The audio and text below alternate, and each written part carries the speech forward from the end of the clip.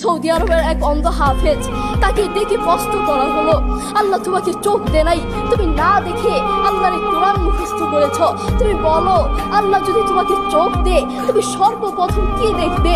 অন্ধ হাফেজ বলল, আল্লাহ আমাকে চোখ দে নাই, আল্লাহ আমি চোখে দেখতে পারি না, আমাকে চোখে দেখার মতো সেই শক্তি আল্লাহ দে নাই।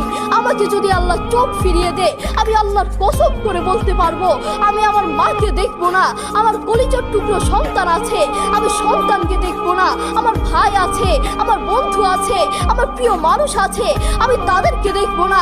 আমি দেখবো যেই কোরআন আমি না দেখে মুখস্থ করেছি সেই কোরআন দেখবো, সেই কোরআনের আয়াতগুলো কত সুন্দর তার দিকে তাকাবো। আল্লাহু আকবার। আমরা আমাদের কথা বলছি, আমাদের চোখ থাকতে আমাদের কোরআন পড়ার সময় হয় না।